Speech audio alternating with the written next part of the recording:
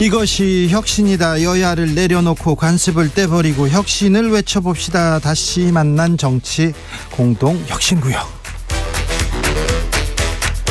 수요일 주진우 라이브는 정쟁 비무장지대로 변신합니다. 주진우 라이브가 지정한 혁신위원장 3분 모셨습니다. 김용태 전 국민의힘 최고위원. 네, 국민의힘 김용태입니다. 류호정 정의당 의원. 네, 정의당 류호정입니다. 용해인 기본소득당 대표. 네, 안녕하세요. 용해인입니다. 네. 어찌 지내셨어요, 한 주? 네, 지난 주말 아무래도 연휴가 있었고 네. 그래서 좀 여유롭게 보내다가 네. 갑자기 또 민주당에서 폭탄이 터져가지고 네. 좀 뜨악했습니다. 아, 그렇습니까?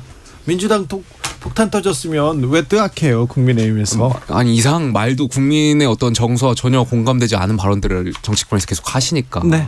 그렇죠. 김남국 의원 이야기 이제 그만 좀 했으면 좋겠다라고 생각하고 있었는데 네. 또 다른 또 무리를 빚어서 이렇게 덮게 되어서 참 안타깝게 생각하고 있습니다. 그렇습니까? 민주당 얘기를 먼저 해야 되겠네요. 자, 이래경 민주당 혁신위원장 선임된 지 몇 시간 만에 이제 사퇴했습니다. 천안함 자폭설은 이거는 조금 어디에서 들었는지 이거는 좀 뭐지 이렇게 생각이 들더군요.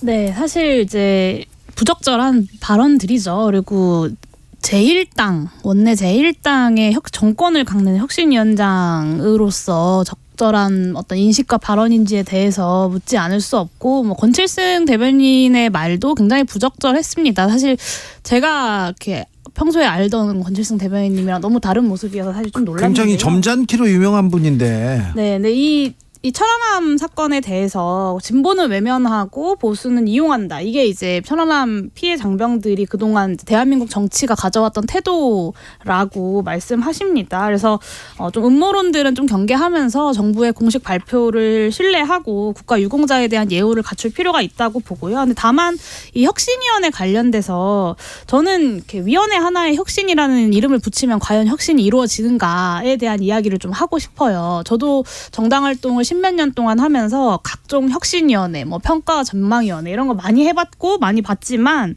늘 반복되는 정치권의 이런 방식을 과연 국민들께서 신뢰하시나라는 질문을 던지고 싶고, 사실 정권을 쥔 혁신위가 혁신을 따로 할 필요가 없습니다. 그냥 지금의 시스템 내에서 해야 할 혁신을 하면 되는데 왜 혁신위를 둘러싼 논쟁들이 이렇게 벌어지냐. 결국에는 이 혁신위를 둘러싼 싸움이 어떤 계파 간의 대리전이기 때문이 아닌가라는 생각이 들고요.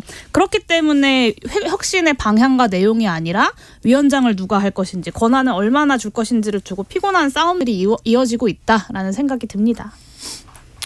민주당은 지금 돈봉투, 코인 논란, 그리고 지금 혁신위원장 논란, 그리고 리더십 문제 계속 터지고 있는데 안에서는 대의원과 당원들의 비율, 그리고 또 다른 자리 싸움, 계파 갈등 이런 것만 보이는 것 같아요.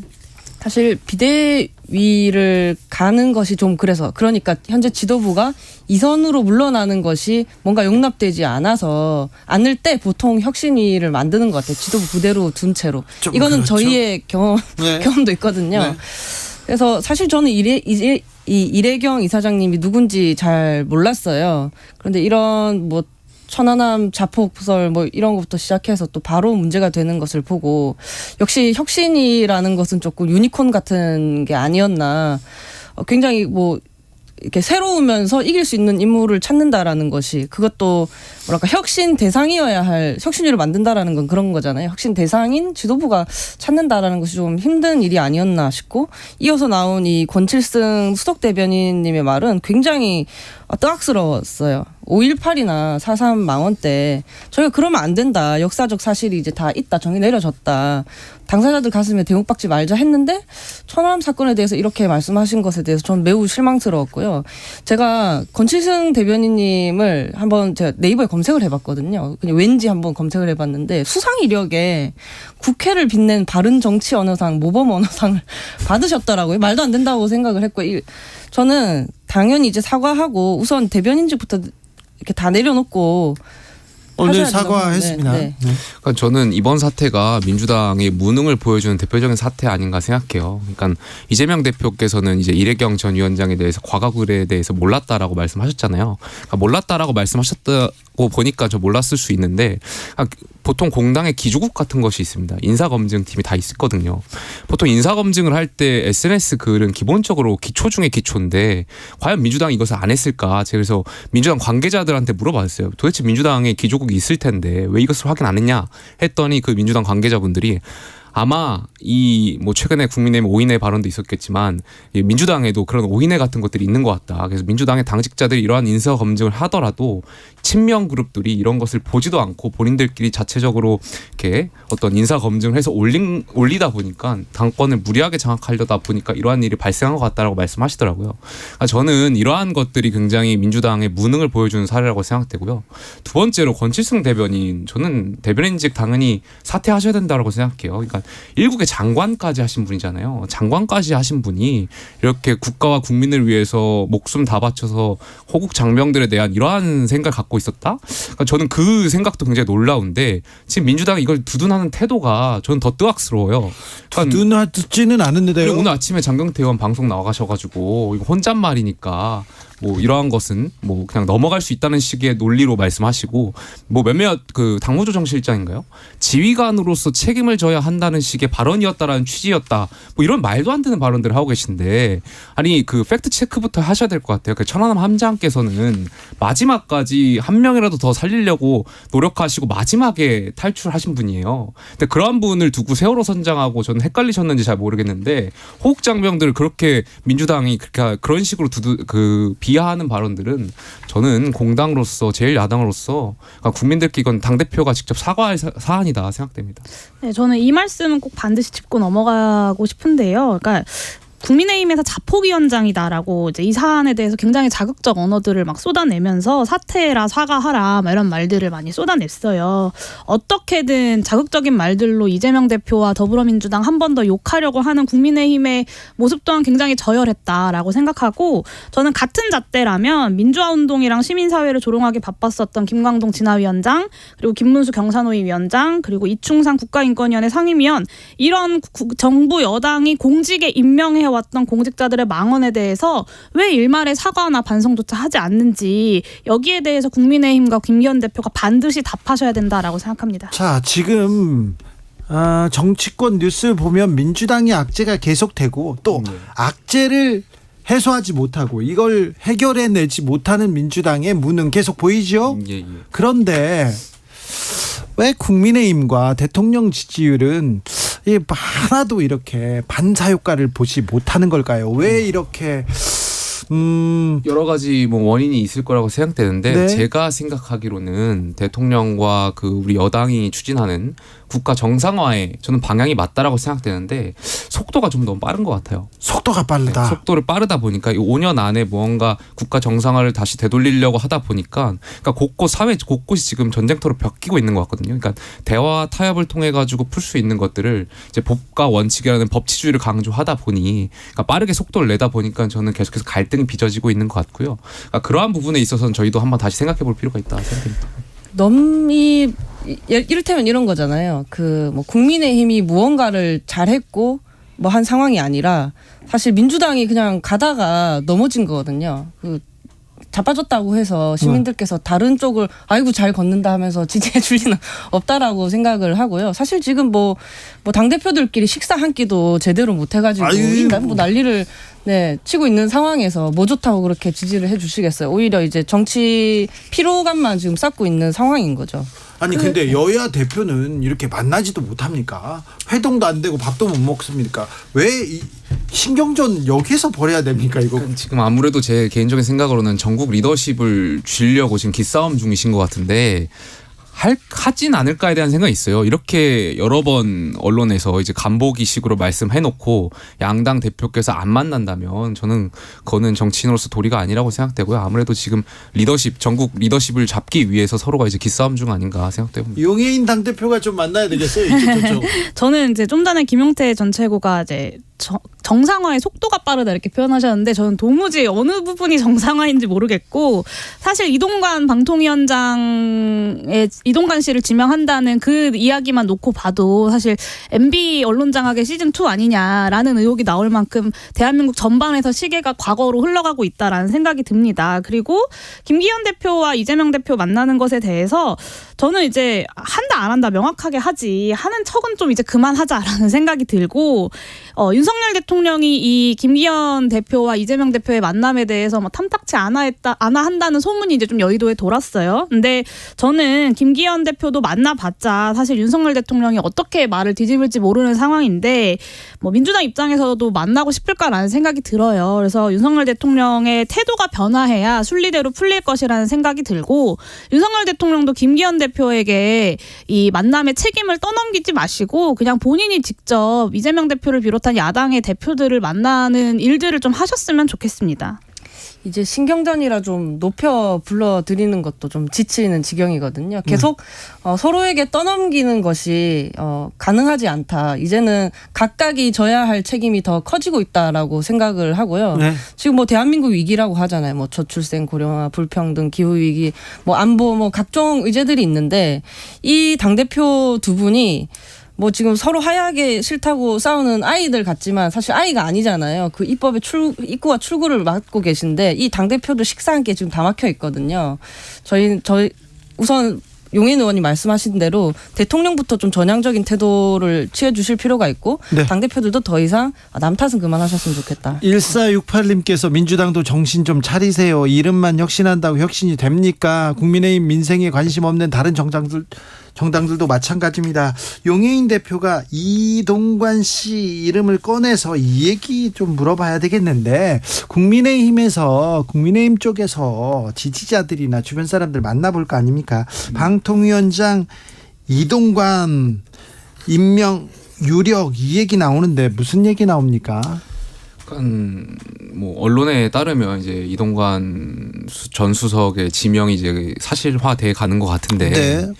그러니까 이분이 뭐 업무 능력은 제가 잘 모르겠어요. 뭐 이분이 업무적으로 훌륭하신 분인지 잘 모르겠습니다만 당원분들이 우려하시는 바는 어쨌든 이분의 그 자녀 학폭과 관련해서 의혹이 아니죠. 이미 2015년에 네. 서울시의 이 조사에서 밝혀진 부분들이 과연 이분의 업무 능력이 이러한 것을 뛰어넘을 수 있을까에 대한 의구심은 당원분들도 많은 우려의 마음을 갖고 계시죠. 그런데 어디까지나 어쨌든 임명권은 대통령의 재량에 대한 부분이고 대통령께서 어떻게 판단하실지는 조금 더 당원으로서는 좀 기다려봐야 될 부분인 것 같습니다.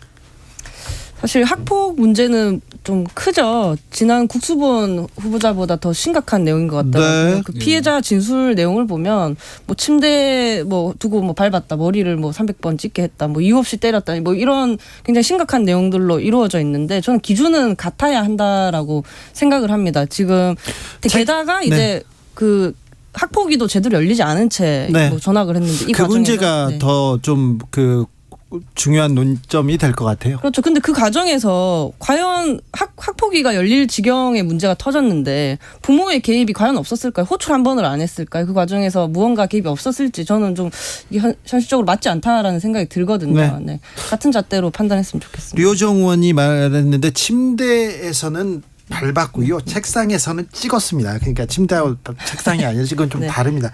용해인 대표. 네, 일단 뭐 학폭과 관련돼서 정순신 전 검사 다들 기억하실 거예요. 근데 그때는 그 학폭이라도 열리고 생기부에 기재라도 됐거든요. 네. 근데 그 이동관 씨 자녀 같은 경우는 학폭위도 안 열렸고 생기부에도 기록되지 않고 그냥 전학을 갔다는 거예요. 그래서 아무런 불이익 없이 수시로 이렇게 대학에 갑니다. 네, 그래서 이제 그 당시에 교감이 사회 고위층 자녀라는 점을 감안했다는 의혹으로 이제 고소 고발이 되기도 했었어요.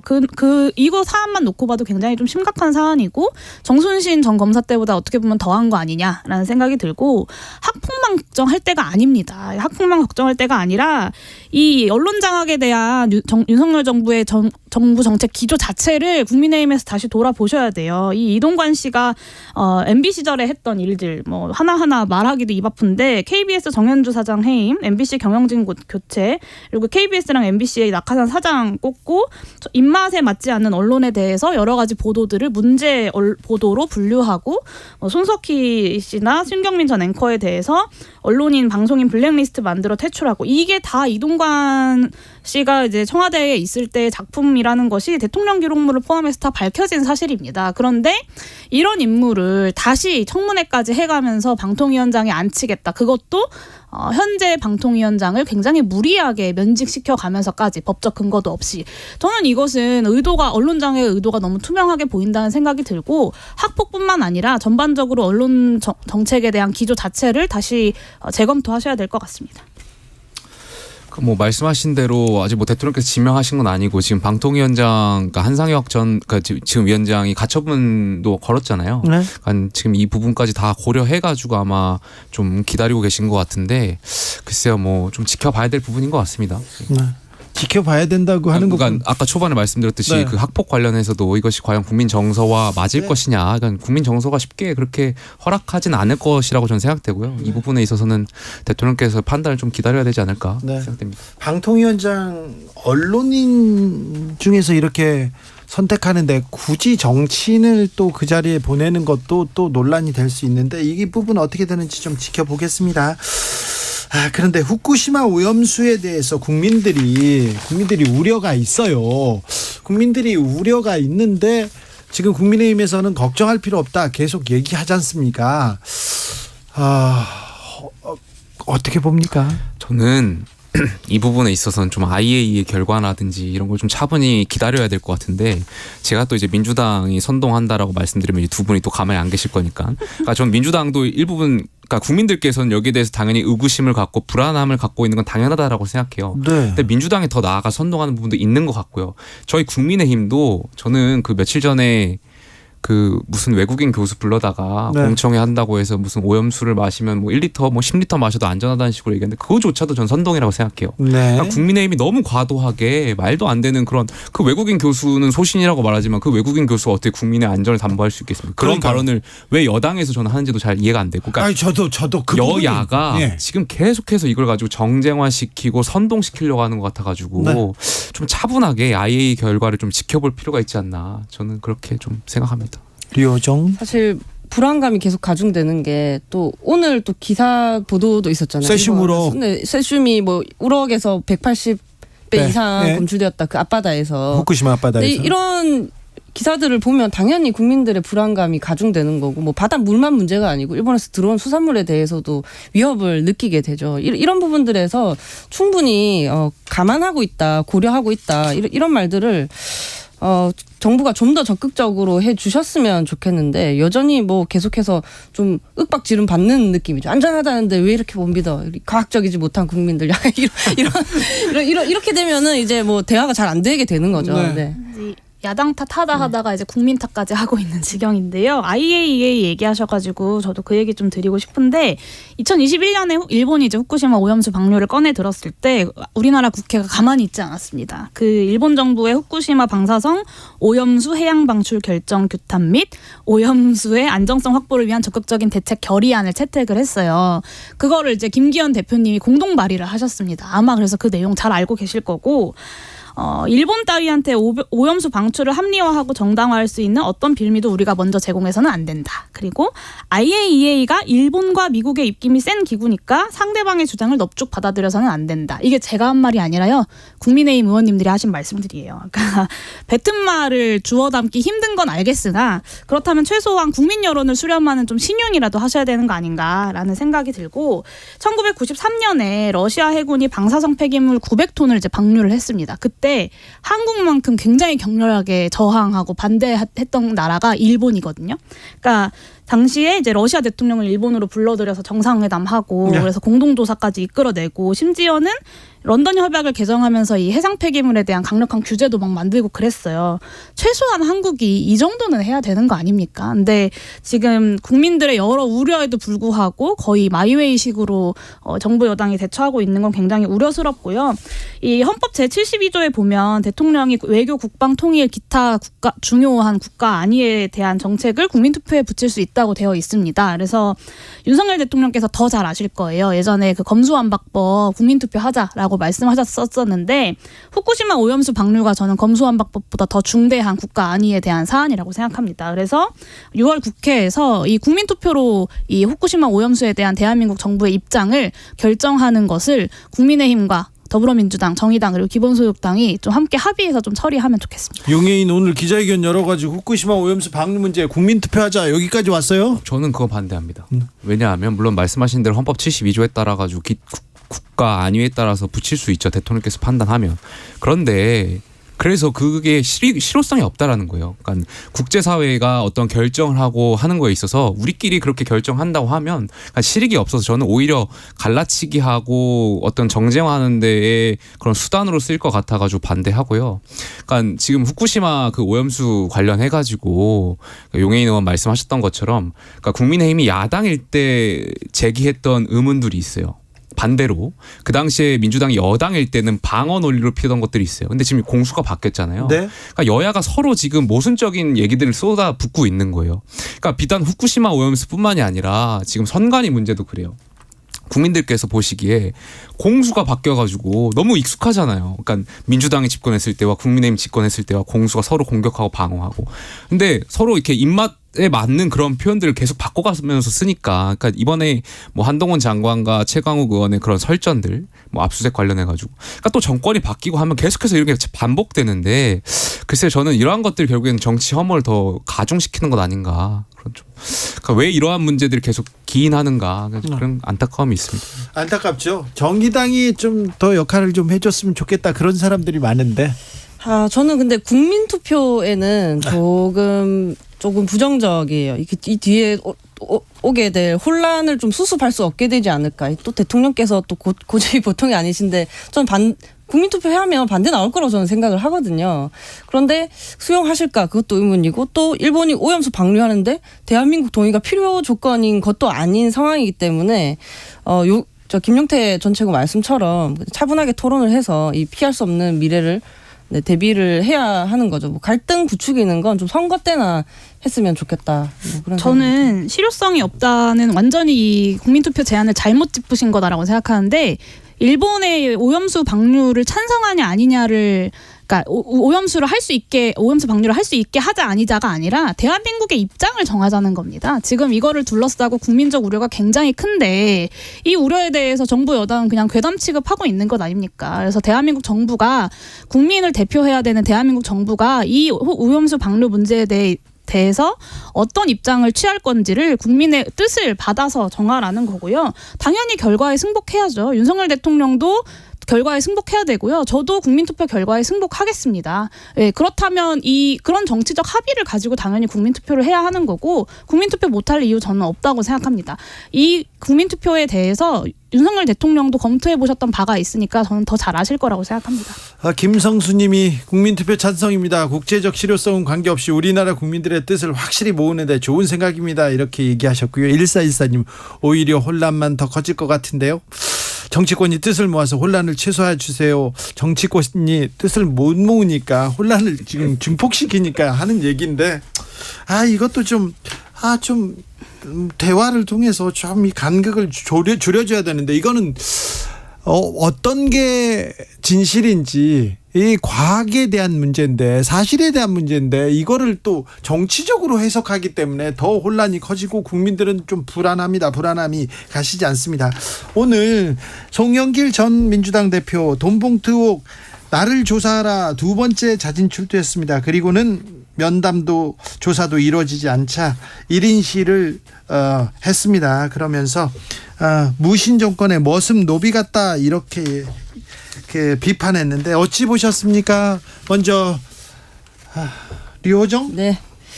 저는 이 야인 시대 BGM이 좀 깔려야 될 것 같은 이 송 전 대표의 비장함은 좀 우습다고 생각해요. 민주당 돈봉투 의혹을 뭐 요즘 너무 논란이 많아서 국민들께서 까먹으실까봐 일부러 계속해서 이렇게 상기시키시는 건지 모르겠고요. 그냥 조용히 계시다가 순리대로 수사를 받고 무죄를 입증하셨으면 좋겠습니다. 보통 자신의 무고함을 인정받기 위한 그런 투쟁을 평범한 시민들은 검찰이 오라면 오고 가라면 가라는 방식으로 성실하게 임함으로써 하거든요. 그렇게 하셨으면 좋겠습니다. 네, 저는 그래서 수사 언제 하죠? 사실 민주당 일부 의원들한테 이 제기되고 있는 전당대회 돈봉투 의혹 되게 국민들 입장에서 심각하게 받아들일 수밖에 없는 사안이라고 생각합니다. 네. 그리고 그나마 좀 일소된 줄 알았던 이 금권 선거가 여전히 좀 거대 정당 안에서 암묵적으로 이루어진 것 아닌지에 대해서 좀 명명백백하게 밝혀져야 될 사안이라고 봐요. 근데 이제 검찰 수사가 4월 초부터 대대적인 압수수색으로 시작해서 피의 사실 유출까지 해가면서 언론에 대대적으로 보도가 되고 국민적 관심사가 됐는데 돈봉투를 받은 인원수가 몇인지 누가 받은 건지 이런 기초적인 것들조차도 아직도 이제 6월이 됐는데 밝혀진 바가 없습니다. 그러다 보니까 국민 눈높이에서도 수사를 진척시키기보다는 해당 사안을 어느 시점 뭐 예를 들면 다음 총선까지 이 이슈를 끌고 가려고 하는 건 아닌지 의심할 수밖에 없고 특히나 야당 관련 사안이기 때문에 검찰 입장에서도 그 어느 사안보다 공정성을 담보해야 될 사안임에도 불구하고 이렇게 질질 끌고 있다는 것은 정치적 수사를 하고 있다는 비판을 피할 수가 없게 만드는 요인입니다. 송영길 전 대표가 자진 출두를 해서 실제로 조사를 받을 거라고 생각해서 출두했겠습니까? 저는 사실상 몸통이라고 검찰에서 지명을 해놓고 제대로 수사 시작조차도 안 하고 있는 태도를 이해하기 어렵기 때문에 이런 상황들이 발생하고 있다고 생각하고요. 민주당에서도 좀 검찰 수사만 요구할 게 아니라 자체 조사 같은 좀 스스로 해결하기 위한 모습들도 보여줘야 한다고 생각합니다. 글쎄요, 뭐 수사기관이 왜 수사 안 하느냐는 식으로 말씀하셨는데 아마 수사기관이 열심히 하고 있는 걸로 알고 있고요. 그리고 보통 수사라는 것이 핵심이 되는 인물들 마지막에 소환해가지고 하는 것이 관례잖아요. 그리고 형식적으로도 그렇게 여태까지 그렇게 해왔고, 근데 관련해서 굉장히 많은 방대한 녹음 파일과 그 방대한 수사 자료가 있다 보니까 아마 시간이 걸리는 거 아닐까에 대한 생각이 있고요. 송영길 전 대표 같은 경우는 말씀하신 대로 저는 정치적인 쇼를 하고 계신 것 같아요.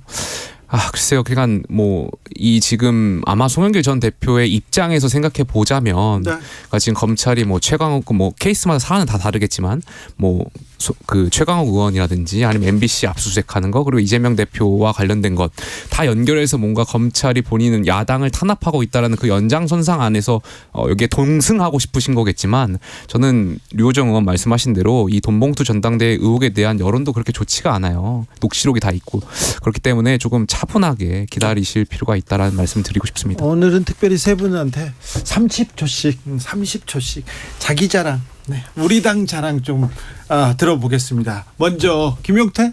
갑자기요? 갑자기 지금 총선 얼마 남지 않았어요. 이제 청년들한테는 시간을 좀 더 줘야 되겠어요. 저희 당 또 자랑하라고 하면 당황스러운데. 그 당 자랑하지 말고 그럼 김용태 자랑해봐요. 뭐 저희 당 자랑할 거 많죠. 그래서 많아요?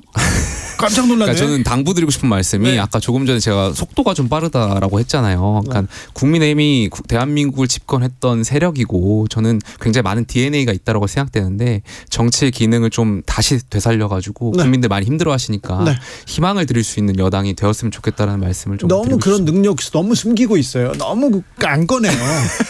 좀 꺼내봐요. 보여드리겠습니다. 네. 류호정. 네, 저희 정의당 소식을 소식이 이렇게 언론에 크게 다뤄지진 않잖아요. 네. 그래서 저희 유튜브 채널 류튜브에서 류진스라는 프로그램을 만들어서 진행하고 류진스? 있습니다. 네, 약 한 2-3주에 한 번씩 업로드 되는 거거든요. 네, 지금 1화 올라가 있는데 곧 2화 올라올 예정이니까 꼭 봐주시고요. 저는 분당에서 열심히 활동하고 있습니다. 알겠습니다. 뉴진스에 업혀가려고 하는데 좀 분발하셔야 될 것 같아요. 자, 용혜인. 네, 정치는 미래를 만들고 준비하는 일이라고 저는 생각합니다. 그래서 할 일을 하지 않은 정당, 당리당략만 추구하면서 자기 살궁리만 하는 정당은 결국에는 정체성도 가치도 잃어버릴 수밖에 없다고 생각하고 지금의 여의도에서의 정치가 바로 그런 모습들이기 때문에 국민들께서 실망하시고 있는 거라고 생각합니다.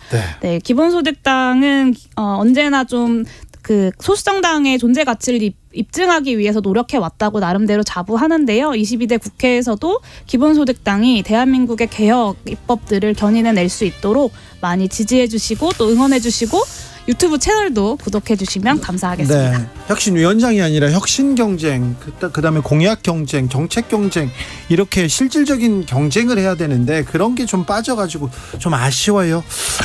김용태, 류호정, 용혜인 세 분 오늘도 감사합니다. 네, 감사합니다. 감사합니다.